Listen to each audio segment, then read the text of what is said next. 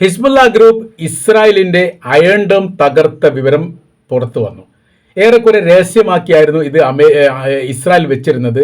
എന്നാൽ അന്താരാഷ്ട്ര മീഡിയകൾ ഇതിൻ്റെ റിപ്പോർട്ട് പുറത്തു വിട്ടതോടുകൂടി നിഷേധിക്കാൻ പറ്റാത്തൊരു സ്ഥിതിയിലേക്ക് നിലവിൽ ഇസ്രായേൽ മാറിയിരിക്കുകയാണ്. പറയുന്ന കാര്യം ഇങ്ങനെയാണ്: ലെബനാൻ്റെ അതിർത്തിയിലുള്ള അൽ അലം മേഖല കേന്ദ്രീകരിച്ചുകൊണ്ട് ജൽ അൽ അലം മേഖല കേന്ദ്രീകരിച്ചുകൊണ്ട് ഈ ഹിസ്ബുള്ള ഗ്രൂപ്പ് നടത്തിയ ആക്രമണത്തിൽ അയൺ ഡോം അപ്പാടെ തകർന്ന് കൂപ്പുകുത്തി. പ്രതിരോധ സംവിധാനത്തിൽ ഇസ്രായേലിന് നേരിട്ട ഏറ്റവും വലിയ നഷ്ടമായിട്ടാണ് ഇത് കണക്കാക്കുന്നത്. അപ്പോൾ ചില സാറ്റലൈറ്റ് ചിത്രങ്ങൾ ചൈനയുടെ ചിത്രങ്ങളാണെന്ന് പറയുന്നുണ്ട്. അതാണ് ഈ ചിത്രങ്ങൾ പുറത്ത് വിട്ടത്. ഇവിടെ ഉണ്ടായിരുന്ന അയൺ ഡോം സിസ്റ്റം ഇപ്പോൾ കാണുന്നില്ല. പ്രതിരോധ സംവിധാനം അപ്പാടെ കാണുന്നില്ല. അത് എന്തോ ഒരു കരിഞ്ഞ ഓയിൽ പോലെയാണ് കാണുന്നത് പ്രദേശത്ത്. അതേക്കുറിച്ചുള്ള അന്വേഷണം പത്രക്കാർ നടത്തുന്നു, മീഡിയക്കാർ നടത്തുന്നു. അത് യാഥാർത്ഥ്യമാണെന്ന് ബോധ്യപ്പെടുന്നു. അതോടുകൂടി ഇസ്രായേൽ അതിന് മറുപടി പറഞ്ഞു.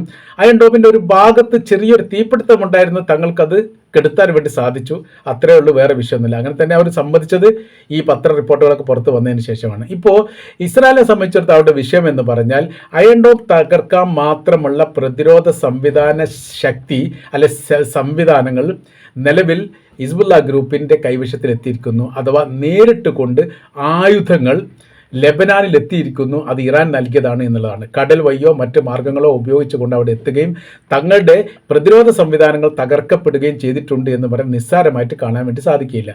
ആദ്യ ഘട്ടത്തിൽ ലെബനാനുമായിട്ട് ബന്ധപ്പെട്ട് വലിയ ആക്രമണം നടത്തുകയും ഏകദേശം 200ഓളം ലെബനാനുകളെ കൊലപ്പെടുത്തുകയും ചെയ്തിരുന്നു ഇസ്രായേൽ. പിന്നീട് അതിന് ഏറെക്കുറെ നിയന്ത്രണം ഉണ്ടായി എന്ന് പറഞ്ഞാൽ കനത്ത രീതിയിൽ തിരിച്ചടി നൽകി. ഇപ്പോൾ 50ലധികം ഇസ്രായേലിൻ്റെ സൈനികർ ലെബനാൻ്റെ കൈവശത്തിൽ അല്ലെങ്കിൽ ഹിസ്ബുള്ള ഗ്രൂപ്പിൻ്റെ കൈവശത്തിൽ ഉണ്ട് എന്നാണ് അനുമാനം. 10 പേരുടേത് എങ്ങനെ അവർ പുറത്ത് വിട്ടിട്ടുണ്ട് വീഡിയോ സഹിതം.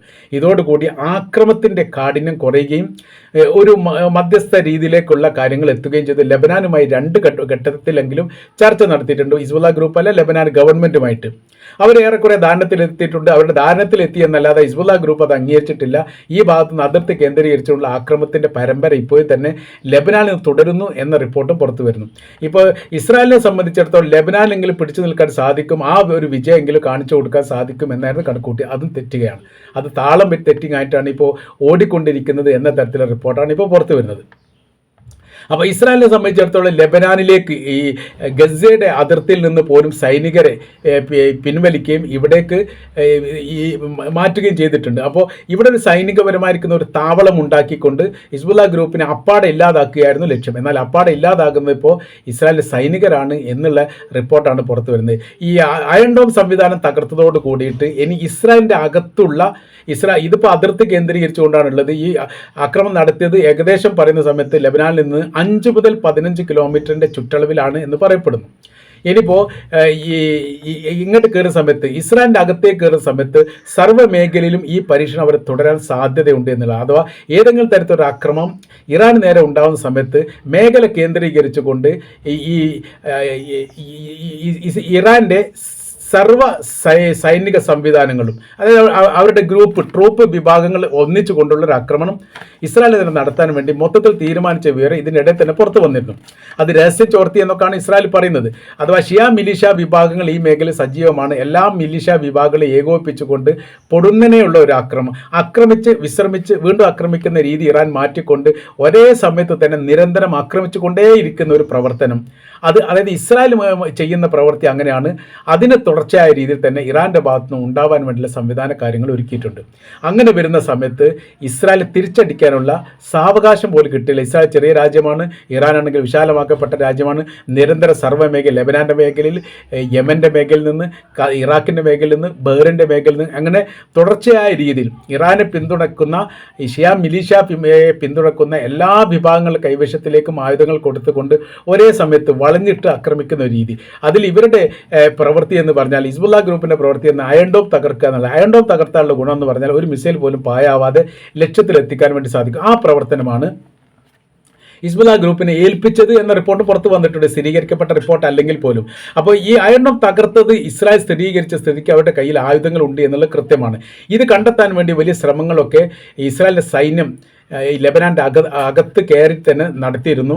അതിന് അവിടുത്തെ ഗവൺമെൻറ്റിൻ്റെ സഹായം തേടിയിരുന്നു. ഗവൺമെൻറ് സഹായിക്കാമെന്ന് പറഞ്ഞിട്ടുണ്ട് എന്ന് പറയപ്പെടുന്നു. പക്ഷേ കണ്ടെത്താൻ വേണ്ടി സാധിച്ചിട്ടില്ല. അതിനവർ പറയുന്ന കാര്യം, എങ്ങനെ 2 വർഷത്തോളം ഗസയുമായിട്ട് യുദ്ധം ചെയ്തിട്ട് ഹമാസിൻ്റെ കൈവശത്തിലേക്ക് വരുന്ന ആയുധങ്ങളെക്കുറിച്ചോ ആയുധം ശേഖരിക്കപ്പെട്ട മേഖലയെക്കുറിച്ചോ ഇസ്രായേലിൽ നിന്ന് തട്ടിക്കൊണ്ടുപോയിരിക്കുന്ന ബന്ദികളെ പാർപ്പിച്ച ഏരിയയെക്കുറിച്ചോ അറിയാത്ത ഒരു ഗവൺമെൻറ്റിന് അല്ലെങ്കിൽ ഒരു സൈനിക സംവിധാനത്തിന് എങ്ങനെയാണ് ലെബനാനെ പോലെയുള്ള ഹമാസിനേക്കാൾ ഇരട്ടി പ്രേരശേഷിയും ശക്തിയുമുള്ള ഹിസ്ബുള്ള ഗ്രൂപ്പിൻ്റെ കൈവശത്തിലേക്ക് ആയുധങ്ങൾ എത്തുന്നത് കണ്ടുപിടിക്കാൻ സാധിക്കുക എങ്ങനെയാണ് എന്നുള്ള ചോദ്യമാണ് അന്വേഷണ ഉദ്യോഗസ്ഥൻ ഇസ്രായേൽ സർക്കാരിനോട് ചോദിച്ചത്. പല കാര്യങ്ങളും നമ്മൾ പറയുന്നത് മണ്ടത്തരമാണ്, യാഥാർത്ഥ്യമില്ല. കാര്യം എന്ന് പറഞ്ഞാൽ ശത്രുവിൻ്റെ സൈനിക ശക്തിയും ബലവും അവരുടെ ആയുധങ്ങളുടെ ശേഷിപ്പും അവർ സൂക്ഷിക്കപ്പെട്ട ഏരിയകളെക്കുറിച്ച് നമുക്കൊന്നും അറിയാൻ വേണ്ടി സാധിക്കുന്നില്ല. അതെല്ലാം രഹസ്യമായ രീതിയിൽ അവർ ഒളിപ്പിച്ചു വെച്ചിരിക്കുന്ന തരത്തിലാണ്. ആ താവളത്തിലേക്ക് നമുക്ക് എത്താൻ പോലും സാധിക്കുന്നില്ല എന്നുള്ള മറുപടിയാണ് ഈ വിഷയവുമായിട്ട് ബന്ധപ്പെട്ട് ഉദ്യോഗസ്ഥരുടെ ഭാഗത്തുനിന്ന് പുറത്തു വന്നത്. ഏതായിരുന്നാലും ഇപ്പോഴത്തെ സ്ഥിതി എന്ന് പറയുന്നത് റൂട്ട് മാറിയിട്ടാണ് ഒഴുകുന്നത്. ലെബനാൻ അതിർത്തിയുമായിട്ട് കേന്ദ്രീകരിച്ച് വലിയ ആക്രമണ കാര്യങ്ങൾ ഇപ്പോൾ ഇസ്രായേലിൻ്റെ അടുത്ത് പുറത്തു വരുന്നില്ല. അതിന് പ്രധാനമായിരിക്കുന്ന കാര്യം തന്നെ ഇതാണ്: പ്രതിരോധം ഭയങ്കരമായിട്ട് ശക്തമായിരിക്കുന്നു. Hezbollah group സജീവമായിരിക്കുന്നു. അവരുടെ കയ്യിലേക്ക് ആയുധങ്ങളും സാമ്പത്തിക സഹായം എത്തിയിരിക്കുന്നു. എല്ലാ കടലിടുക്കും വലിയ രീതിയിൽ നിരീക്ഷണം നടത്തിയിട്ട് പോലും ഇവരുടെ കൈവശത്തിലേക്ക് എങ്ങനെ ആയുധങ്ങൾ എത്തുന്നു എന്നതിനെക്കുറിച്ചുള്ള ഒരു വിവരങ്ങളും പുറത്തു വന്നിട്ടില്ല. യാത്രാ വിമാനത്തിൽ പോലും ഉണ്ടാകുന്നുണ്ട് എന്നാണ് പറയുന്നത്. യാത്രാ വിമാനമൊക്കെ പറയുന്ന സമയത്ത് ഗവൺമെൻറ്റിൻ്റെ അധീനതയിലാണ് വരിക. പിന്നെ എങ്ങനെ എവിടേക്ക് എത്തുന്നു എന്ന ചോദ്യത്തിനൊന്നും ഉത്തരമില്ല. ഗസയെ സംബന്ധിച്ചിടത്തോളം റഫ എന്ന് പറയുന്ന ഒരു അതിർത്തിയാണ് കാര്യമായിട്ട് ഈജിപ്തുമായിട്ട് ബന്ധപ്പെട്ടുള്ളത്. ആ അതിർത്തി പോലും ഇസ്രായേലിൻ്റെ കൈവശത്തിലാണ്. അപ്പോൾ ഗസ എന്ന് പറയുന്ന പ്രദേശത്തിൻ്റെ മുഴുവൻ ചുറ്റളവ് നിയന്ത്രിക്കുന്ന രാജ്യത്തിൻ്റെ പേരാണ് ഇസ്രായേൽ എന്ന് പറയുന്നത്.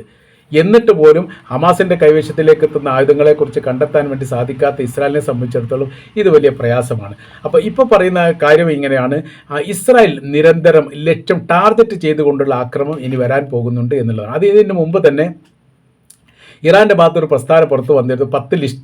10-15ഓളം ലിസ്റ്റുകൾ പുറപ്പെടുവിച്ചു. അതിൽ അവിടുത്തെ എയർപോർട്ടുകൾ, സീപോർട്ടുകൾ, തന്ത്രപ്രധാനമായിരിക്കുന്ന നഗരങ്ങൾ, സൈനികർ വസിക്കുന്ന ഇടങ്ങൾ, സൈനിക ഉദ്യോഗസ്ഥർ താമസിക്കുന്ന ഇടങ്ങൾ, അതോടൊപ്പം തന്നെ അവരുടെ ആയുധങ്ങൾ ശേഖരിക്കപ്പെടുന്ന, സൂക്ഷിക്കപ്പെടുന്ന, നിർമ്മിക്കപ്പെടുന്ന ഏരിയകളുടെ ലിസ്റ്റ് എല്ലാം പുറത്തു വന്നു.